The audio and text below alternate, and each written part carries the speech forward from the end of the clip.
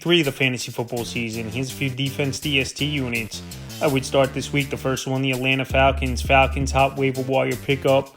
They were this week. They got a great matchup with Carolina, division ball game. And the Panthers, their offense isn't all that great. Besides Chuba Hubbard, Tedora, McMillan, not much going on over there. So the first couple weeks, it's been one bad game and one great game defensively for Atlanta. Week 1 versus Tampa Bay, offense 23 points allowed, a sack. And then week 2 with Minnesota, they got in J.J. McCarthy's head and in his face all game long and injured him as well, where he's going to be out 2 to 4 weeks with an ankle injury. 6 points allowed, 6 sacks, 2 interceptions, and 2 fumble recoveries. So like I said, this week a great matchup at the Carolina Panthers. I think they're going to get pressure on Bryce Young early and often.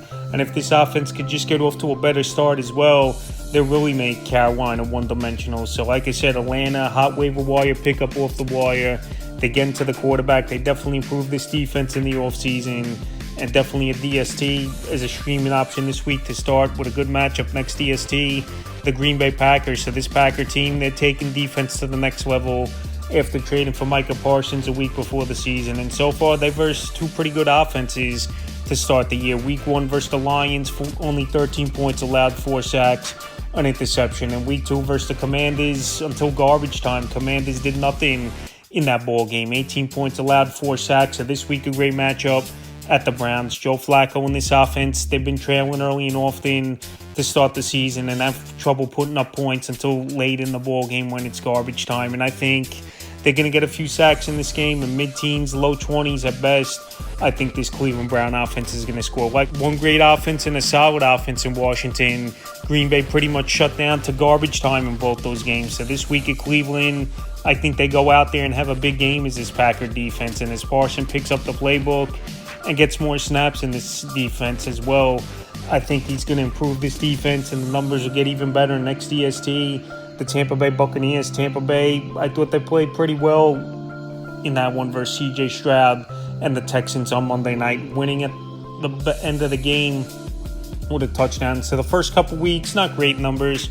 Week 1 in Atlanta, 20 points allowed, a sack in that one. And week 2 with Houston, 19 points allowed, 3 sacks. But week 3, a good matchup versus the New York Jets. I know the Jets week 1 put up 32 points. And then last week, Buffalo went in there and shut him down. And now with Justin Fields in concussion protocol, we don't know if he's going to play in this ball game. Is Justin Fields in week 3 here. So like I said, with all those things going on for the New York Jets and pretty much Breece Hall, Garrett Wilson, the only good options in that offense. I think Tampa Bay, they could get to Tyrod Taylor or Fields, whoever the quarterback is, early and often in this ball game. And Todd Bowles, former head coach of the New York Jets, obviously the head coach at Tampa Bay, he wants to stick it to his former team that he coaches well. So with those factors, I think Tampa Bay as a 1-week streaming option with a good matchup this week is a good start. Next DST is the Kansas City Chiefs. So out of the gate, 2 tough matchups to start up the year for Kansas City. Obviously week 1 versus the Chargers in Brazil with the travel and versus a good offense. That was a tough matchup, no doubt about it. 27 points allowed, 3 sacks. And then week 2 versus Philadelphia, 20 points allowed and 2 sacks in a Super Bowl rematch. But week 3, a good matchup at the New York Giants. I know the Giants put up 37 points last week. Malik Neighbors, Wanda Robinson went out there, had monster games, no doubt about it. But that was the Dallas Cowboys, one of the worst defenses in the league. In Kansas City, we know they're ranked by Chris Jones. Got McDuffie in the secondary. Got Steve Spagnuolo, one of the better defensive coordinators in the league. And also, he's a former Giant defensive coordinator in the Super Bowl years and head coach for a little bit as well as an interim over there. So I think Spags, he's going to as well want to scheme very well versus his former team. And this Chief team, their back's against the wall where if they go 1-3, we know the statistics in NFL history. Your season's pretty much over. So I think this defense on Sunday night comes out, make plays, and it's a good matchup. Russell Wilson, like I said, last week, no doubt about it, he had a touchdown party, throwing over 450 yards in that game.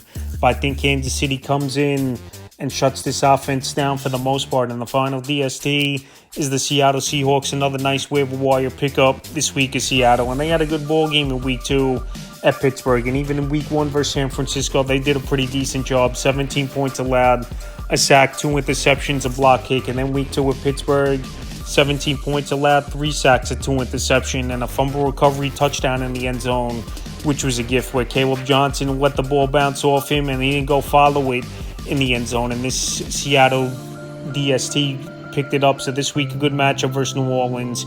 Spencer Rattler, I know he's going out there trying. The Saints haven't totally been blown out the first 2 weeks of the season, but Seattle, they got some players on defense. They could go out there and make plays. We've seen it the first couple weeks where they went into Pittsburgh, a team that scored 34 points in week 1 and pretty much shut them down after the first half in that ball game. So Seattle, like I said, is a good waiver wire pickup streaming option they were this week. Definitely a defense for fantasy owners to go out there and start. So that's a few defense DST units I would start for week 3 of the fantasy football season.